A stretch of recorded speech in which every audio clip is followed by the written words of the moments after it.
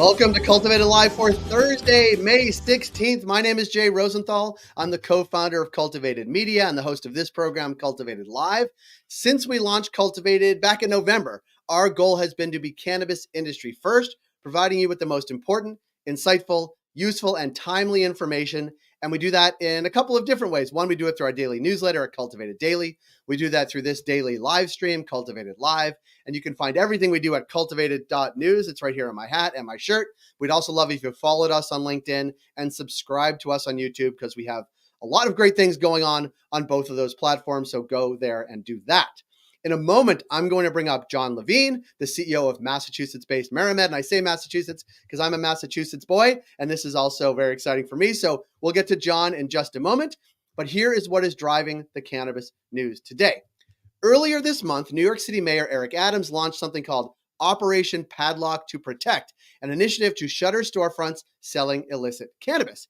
He's using a new rule provided by the state's 2025 budget in New York, which allows authorities to close stores for up to a year while the case works its way through the courts.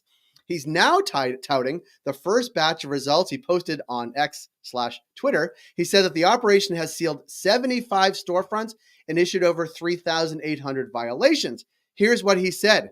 With the legal authority behind us, we'll usher in a safe, thriving, and legal cannabis market. We won't let bad actors undermine legal shops and overrun our neighborhoods.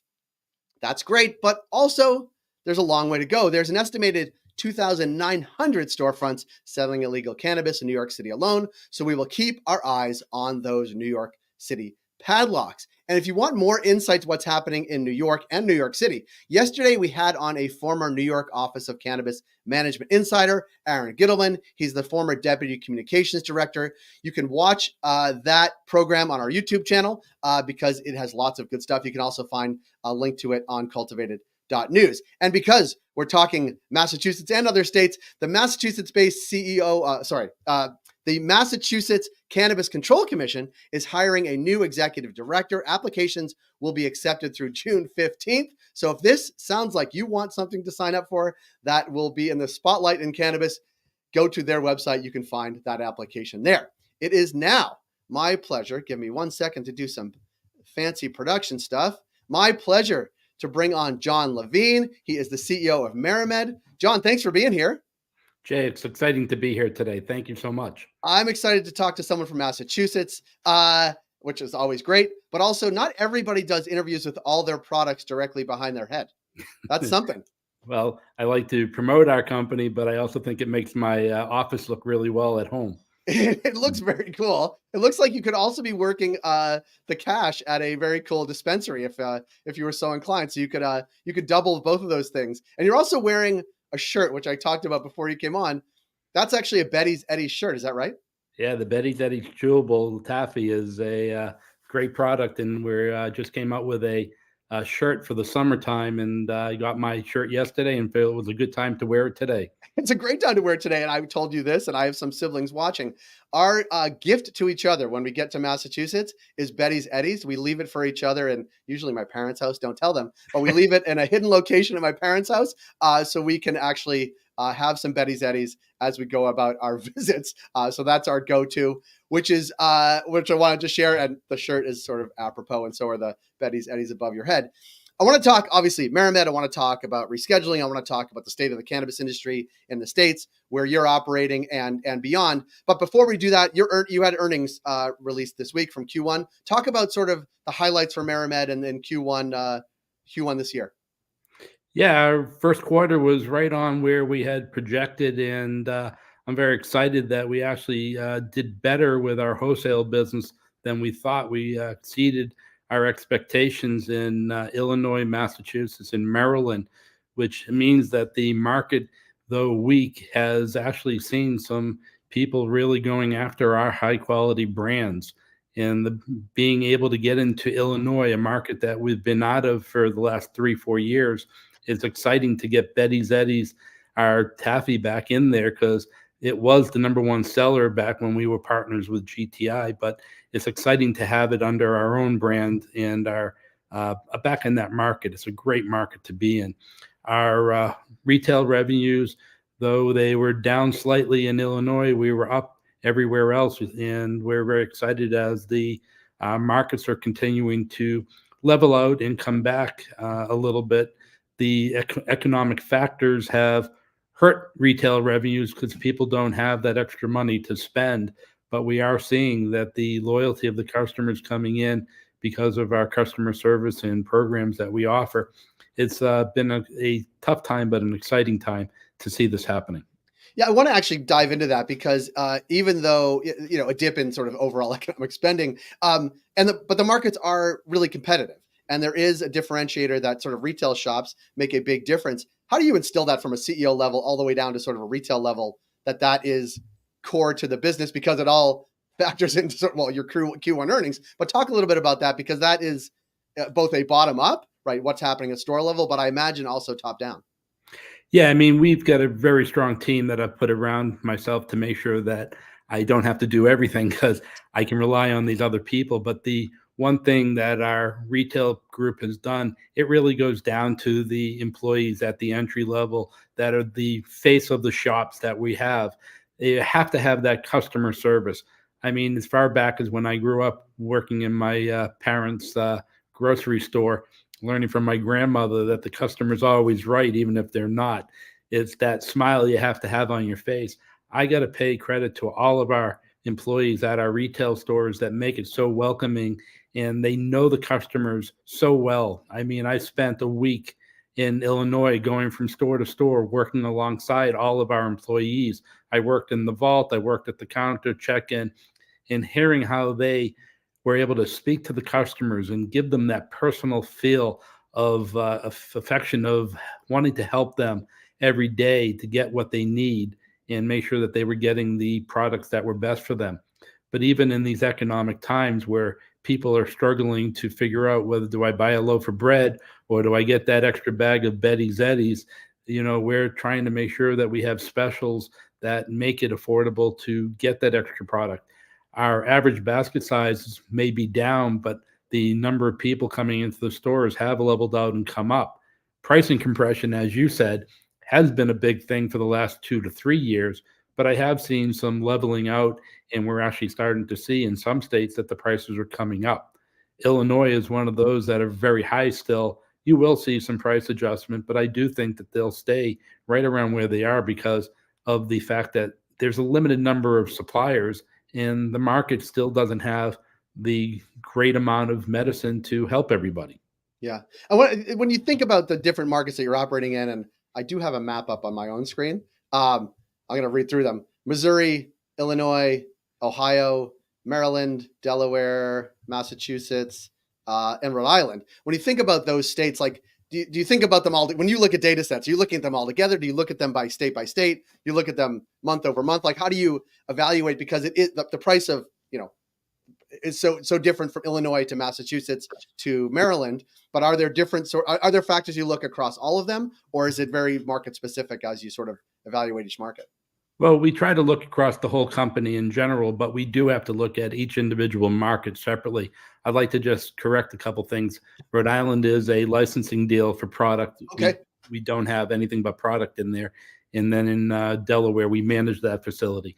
Missouri, we will be opening that sometime in the next few months. Got it. We're very excited to get our brands into that market. But in the markets that we are in, we just launched our brands with the wholesale business, as I said, in Illinois. But you have to look at that market a little bit different than the Massachusetts or the Maryland market. It's the number of stores, the economic factor of the different areas of Illinois that you're selling to. It's the group of people that you're targeting.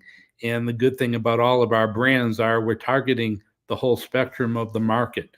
And I think people recognize the Betty's Eddies, the Vibations energy drink, and the fact that there's a lifestyle in that drink mix, to our Calm tablets, which also have effects in our Bubby's Baked, which is that feeling of your grandmother's brownies, or in my case, my mother's brownies, that were actually with hash back then. And it's fun to be able to have a real fruit, soft brownie that has a lot of flavor, but has cannabis in it. So that it's exciting to see those things on the market. And I think that every state that we go into, the reason we do well is because of our brands.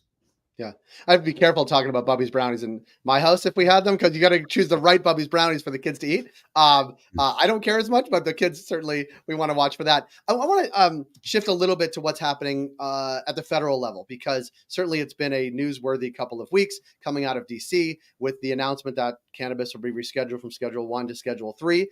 As you think about that in your own boardroom at MariMed, like, what are the direct impacts you think will be happening to your operations, but also, I guess, to your financials as well? Well, this is an historic event with the 280E really being able to be gone. But the rescheduling is something that we have been really out there promoting, trying to get that done. We did our Boston Tea Party, which was our 280E party on a little ship in the harbor, throwing boxes of weed into the harbor. We got them back. Don't worry, we didn't. Got it. But yeah, no, this is a very big thing for the whole cannabis industry and for the consumer. Getting rid of this 280E tax will free up cash flow for growth, more expansion of brands and products, be able to borrow money at lower real rates. I mean, cannabis rates have been out of control. And if you've read recently, we just did our loan with Needham Bank in my hometown of Needham, Mass. And we have probably the lowest interest rate for a cannabis company that's comparable to regular banking. Though it's high right now, I would have loved to see lower. Still high, but yeah. We have an adjustable rate. We'll see in 5 years. Hopefully the rates come back down and we'll have a much better rate then. But the fact is that this is a real opportunity, not just for the cannabis growers, but also for the retailers to get rid of that 280E, to put more money in, to be able to eventually get the prices down even more. But the bigger part is this now frees up the ability for real research to be done, that the government won't be looking over doctors and research companies, and allowing them to work with cannabis to show the effects and the benefits of cannabis.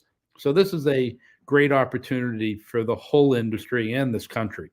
Yeah, no, we've been talking a lot about it, obviously, as the industry is sort of understanding what it means, and then after the excitement, thinking about the timeline of when it'll be enacted, and sort of when those will take effect, and when 288 will go away, and what it'll mean for operators like you, but also, you know, smaller operators, mom and pop shops too, where the dollars might be smaller, but the impact may actually be even far greater. It's the difference between staying in operation or not for those mom and pop shops.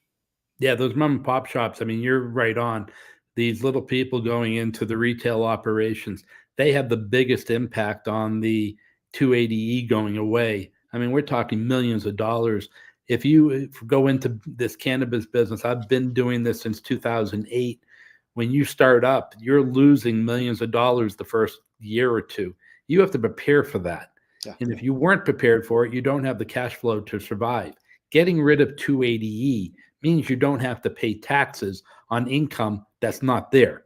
You're paying it off of your actual cash flow and being able to deduct expenses that everybody else gets to. So you will see the benefit for the big and the small being able to make it much further and survive the startups that are been hindered by the 280E today. Yeah.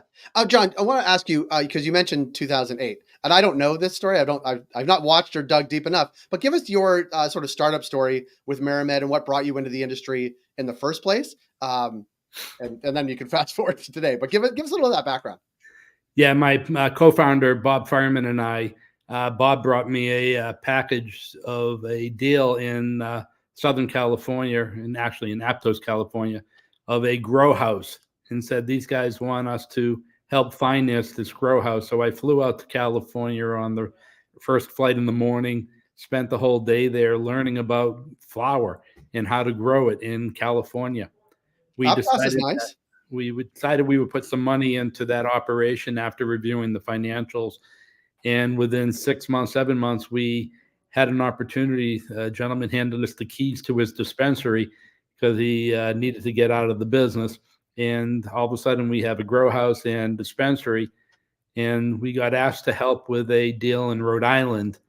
And then we just expanded. California was a lot of work, too far, so we let that one run its course. The dispensaries in San Jose went from 226 dispensaries down to 6. We were one of the 6 finalists.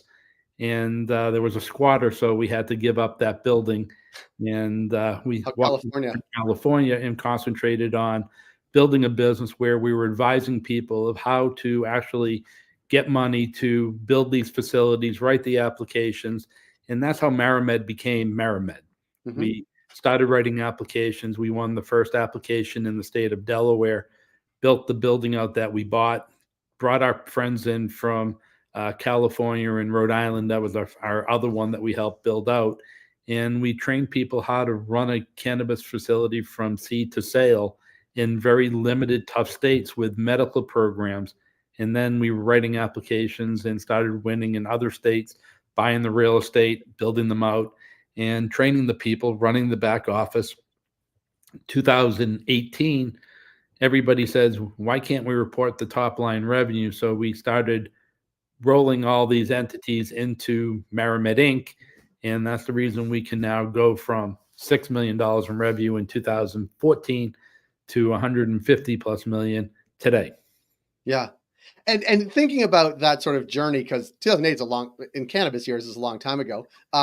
Like, I mean, not how do you do it? But also like, does it ever get easier for someone like you who's been at it a long time, or is it always just like, I think the feeling is the industry, there's constant gut punches, like in things happening that you don't prepare for. But you just referenced like mom and pop shops, if they're not ready for the first 2 years, it can be very challenging. But to my thought, like you actually are ready for those first 2 years, no matter what you're doing, because whether it's a new market, new operation, new products, new brands, whatever it is, like has that weathered you to what happens every day in cannabis?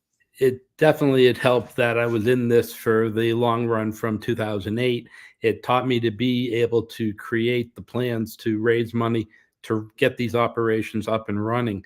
The difference between 2008 and today is that I can tell my children and my friends and family that I'm in the cannabis business, where in 2008, it was so discouraged to talk about it still that you really didn't want a lot of people knowing that you were in the cannabis business. It was a real bad thing. Yeah. Today, being here on this show or being on a live broadcast in Massachusetts when the 280E was announced, that, you know, people aren't embarrassed anymore to say, hey, I know that guy. He's not a drug dealer. He's helping people. And that's exciting that people are starting to actually accept what we do. And it makes it a little bit easier. But this is still difficult because it's a state to state, different rules, regulations. And I don't see that changing for any time soon. A reschedule to 3 is not deschedule. So you'll still have a lot of restrictions of what you can and can't do. But it's understanding it, which has made it easier. Well, that's actually, I think, part of the thought process. I don't know for MariMed, but in the conventional wisdom is that yes, Schedule 3 is super helpful all across the board, but the state's regulations are still going to be the state's regulations. Like, does that provide an advantage for operators like MariMed operating in a number of states? There's not going to be cross-border activity anytime soon, I don't think, right? You're not going to be able to produce the product where it's less expensive, say in Missouri, and ship it into Massachusetts. But does that give you an advantage because you're operating in these states, because you understand the regimes in each of them? Like, does that give you an advantage even under Schedule 3 to sort of press that advantage over time, like in the regions where you're operating? The advantage is being an MSO, having a lot more controls, having a bigger research and develop marketing department. It gives us an advantage over the little mom and pop. However, we're understanding that we want the mom and pop to survive also. Right. It makes our wholesale business even better. Yeah. So the advantage of being rescheduled is it's an advantage for the whole market. Yeah. We just have to do the right things and build our products and our brands to be the best that they can be. But the one thing that we have to continue to stress and make sure we do good is our compliance departments. Yeah. All of our general managers and compliance people look at everything that we do on a daily basis, and that's not going to change. We still have to worry about exactly what you said. Is our packaging going to keep the children from eating a Bubby's baked brownie or a cookie? We don't want that. We want to keep everybody safe and everybody to enjoy our wonderful products. But it's really about still following the rules, making sure that we're within the guidelines of every state. And the fact is eventually, as it breaks down and you do get the shipping across state lines, that still has to be there. I do believe that the federal government will have those stringent rules even in the future. Yeah. When you look at the map that I'm looking at on your website about coming soon operations that are retail, operations that are wholesale, like you don't need to name sort of unless you want to name states where you're thinking about next. But the growth obviously will come from those states that you're in now. But as you look at the map, are there certain parameters that you look at for states that you want to enter? Is it regulatory regime that looks like Massachusetts and Maryland? Is it more open like a Missouri? Like, are there places where you think you'll be taking MariMed next that you'd want to share? Yeah, I mean, we're looking at trying to get fully vertical in every state that we're in. We've just become fully vertical in the state of Illinois, but we still have the ability to continue to grow in Illinois with 5 more dispensaries. So finishing the states that we're in first, or while we're doing other states. But then we have Missouri, which we are just entering with a processing center. Gives us the ability to still do a grow and up to, I think it's 10 or 15 dispensaries.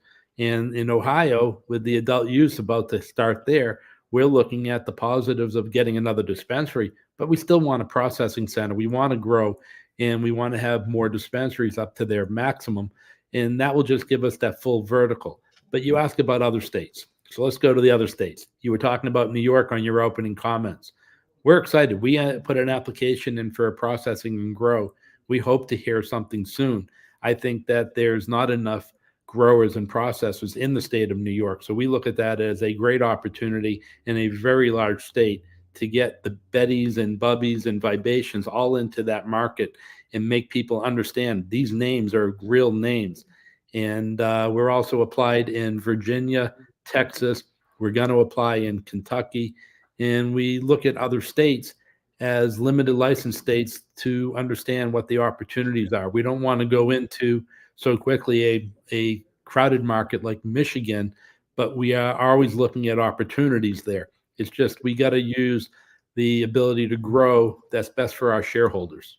Yeah, I mean it's a smart approach, and I wonder if there's as the number of states that haven't gone legal gets smaller and smaller, like everybody's going to be choosing the states that they're operating in. But it seems to me, and I'm an East Coast guy, like that the East Coast companies are actually better at going from state to state than some of the West Coast companies, with some exceptions. But there are some brands that are nationwide that start on the West Coast, but fewer and fewer, I think, dispensary and vertically integrated companies. Is that how you sort of view the world too? That the East Coast companies are better prepared because they've actually had to deal with stronger, stricter regulations from day one?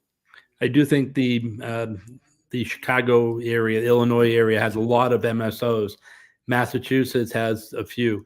The Midwest to the East Coast is, I think, more prepared to go from state to state versus the country of California, where you have to really have a lot of control and understanding how to handle that one large market. I call it a country because that's a full-time operation, and it's difficult to concentrate on expanding to other states.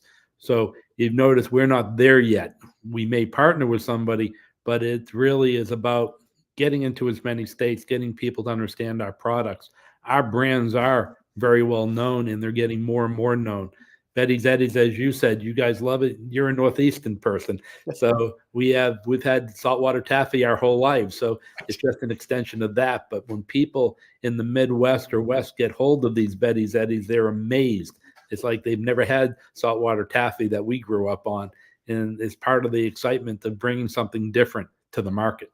Yeah, there is something nostalgic certainly about saltwater taffy, or even just opening that package. That is, for someone who grew up, in the Northeast, that's a big deal. But it's also, and then I'll let you get on with your day. But the idea that also in the Northeast, and even more a bit in the Midwest, like in California, nobody crosses the border on a daily basis. Like nobody is living in San Francisco and working in Nevada every day, whereas people live in Connecticut and work in New York, live in Connecticut, work in Western Mass, or the idea that you cross the border to buy things or the brands translate better is not a surprise. But I guess that holds true both with retail operations, but also the brands that you're putting out, that you could know what Betty's Eddies is and live in Maine.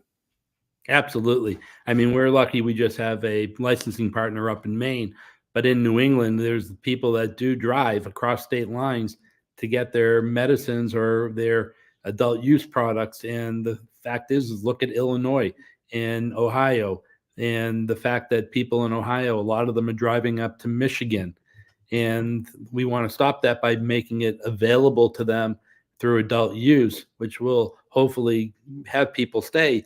But it's going to take a while to get the brands up in Ohio so that there's the selection that there is in Michigan. Michigan has a huge selection that's going to take a loyalty away from those people driving that hour and a half, 2 hours. They don't have a problem driving 2 hours because the fact is, when you drive in some of that part of the country, you're driving an hour and a half just to get from your house to your office, or even 2.5, 3 hours in some cases. You were even bringing up that you had a relative in New Hampshire driving down to Boston. Yeah. I know that commute. I just did it yesterday up to Vermont, and it's something that we're not scared of. You're right. Driving those distances versus California, where they don't do a lot of across state border. They just going from county to county is a long ride for them. Yeah. It's interesting. One, the border dispensaries in Michigan do bang up business selling to Ohio, which those dispensaries will have to figure out when Ohio goes legal. But also, we had on one of the legislators, the co-author of the legalization bill in New Hampshire in the House, said that there's I think her quote was like, there's a daily conga line of New Hampshire people driving across the border to buy legal cannabis in Massachusetts, Maine, and Vermont. She literally called it a conga line because they know exactly how much money, how much money they're missing, taxes and otherwise, for people crossing borders. But Jon, I really appreciate your time, your thoughts, your energy in this. I also like your shirt and I love the products. So thank you for making time today. I hope it's not the first. I hope it's the first, but not the last time that we see you on the program. Jay, I'd love to come back anytime. It's been exciting being here. And when you're in Massachusetts, let me know. I'll make sure you get some Betty's Eddies so that you can take them up to your sister and swap them. Absolutely. All right. Thanks so much. Stay on for 1 sec while I wrap the show. And then that's it for today's Cultivated Live. We encourage you to subscribe to our daily newsletter at cultivated.news. You can follow us on LinkedIn. Smash the subscribe button on YouTube. I'll be back here tomorrow, 10 a.m. Eastern. Usually on Thursdays, we have Krista Raymer, but Krista Raymer is going to join us on Friday. She is from Vitrina, the foremost cannabis retail consultancy in North America. She'll be by tomorrow. And remember, and I say this every show, not just because you're on, Jon, but buy cannabis at your local dispensary today. It's Thursday. Get ready for a weekend. Here in Canada, we have a long weekend, so lots of people buying lots of cannabis. Have a good day, everybody.